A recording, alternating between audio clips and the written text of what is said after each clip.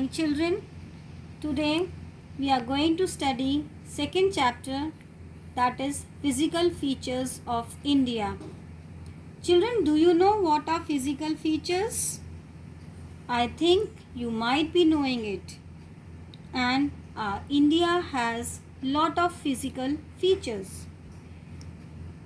Some of the physical features of this earth are mountains, plains, deserts, plateaus, islands, etc.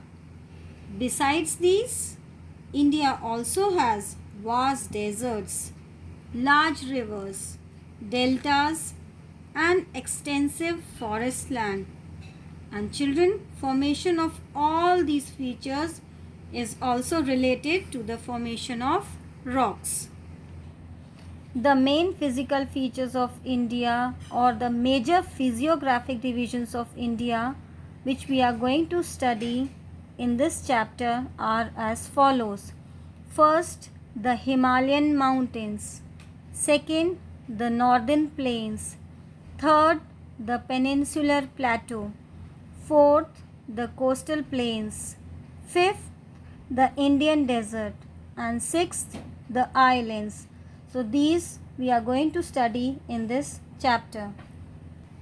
So the first in this division is the Himalayas.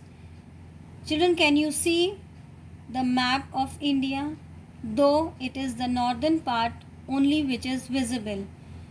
So we'll study about the Himalayas and further its division into various parts.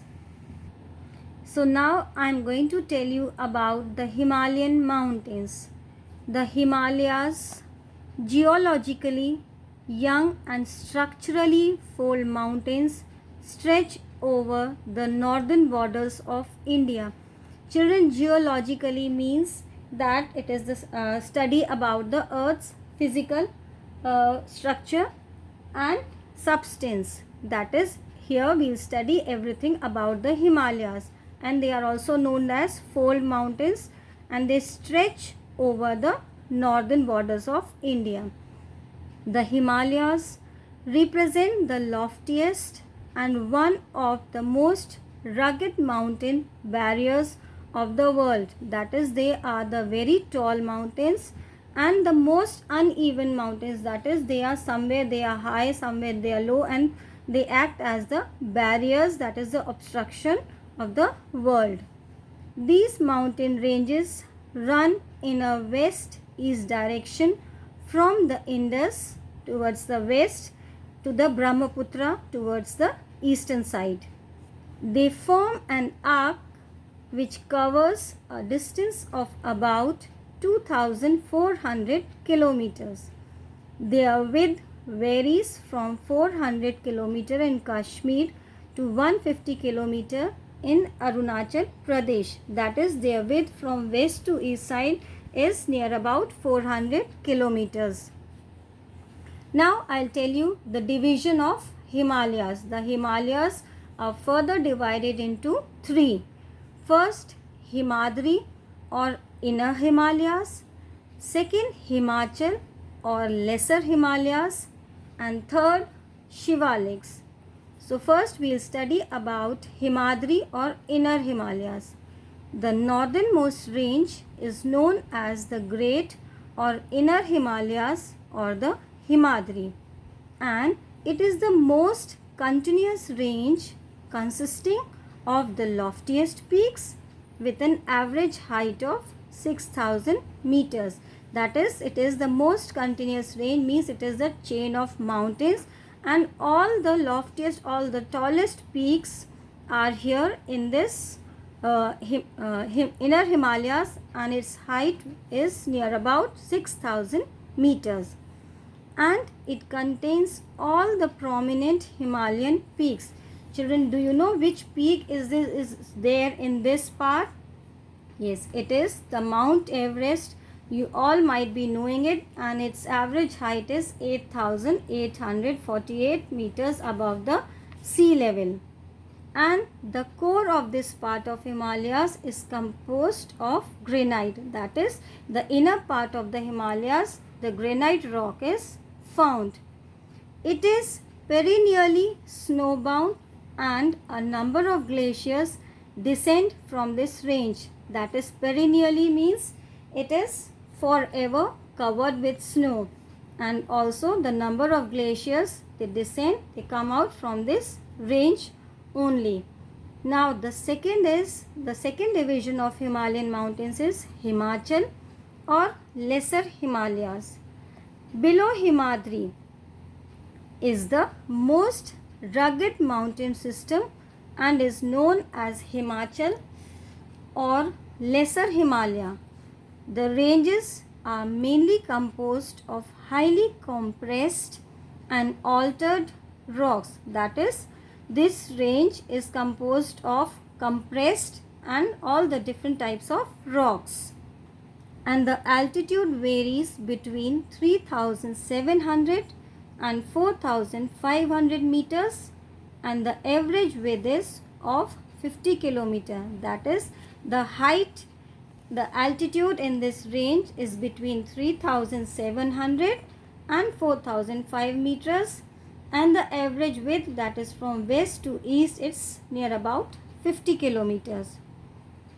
While the Pir Panjal range forms the longest and the most important range, the Dauladhar and the Mahabharat ranges are also the important and the most famous ones. So the Pir Panjal range, it forms the longest, the chain of mountains, the most important range, and the Dauladhar and the Mahabharat, they are the other ranges which are found in this Himalayas. And this range consists of the famous valley of Kashmir, the Kangra and Kullu valley in Himachal Pradesh. So these are the famous valley of this range, and this region is well known for its hill stations. So there are many hill stations also in this range. I hope many of you might have gone to Kullu Manali and various other hill stations in this area. Now the third and the last division of the Himalayan mountains is Shivaliks.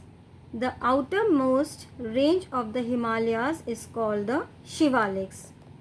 They extend over a width of 10 to 15 kilometers and an altitude varying between 900 and 11,000 meters. So children, here the width is very less in Shivaliks, that is 10 to 50 kilometers, and the altitude, that is the height, ranges between 900 and 1100 meters. These ranges, they are composed of unconsolidated sediments brought down by rivers from the main Himalayan ranges located further north. So children, here the sediments, they are brought down by the river. Sediments, do you know the meaning of sediments? Sediments are the small stones, gravels which come down, which flow down from the rivers and they settle down. These valleys are covered with thick gravel and alluvium. Gravel are the children small stones which are brought forth by the rivers, and alluvium, it is the fertile mixture of clay, silt which is left over by the flooded water. And the longitudinal valley lying between Lesser Himalaya and the Shivaliks are known as duns. That is, Dehradun, Kotli Dun and Patli Dun are some of the well-known duns. So here the longitudinal valley which lies between the Lesser Himalayas and the Shivaliks, that is the valley which lie between the Lesser Himalayas and Shivaliks, they are known as duns. And you might have all heard the name of Dehradun, Kotli Dun and Patli Dun. These are some of the places worth seeing in this area, and many might have also visited these areas. Now children, division of Himalayas on the basis of regions from west to east. As I have told you in the beginning only, and I have shown you the map, that Himalayas, they form an arc. that is from west towards the east. And these divisions have been demarcated by river valleys, that is these divisions have been shown, have been noted as through the division of in the river valleys. First is known as the Punjab Himalayas, and this area lie between the river Indus and Satluj.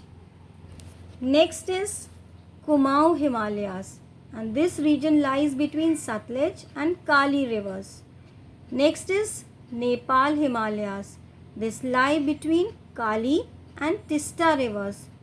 Another is Assam Himalayas, which lie between Tista and Dihang rivers.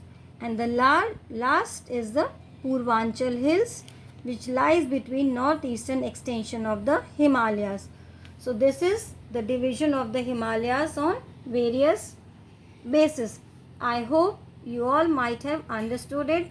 And children, you note down all these points, all the features of the Himalayan mountains. That is all for today. Have a nice day.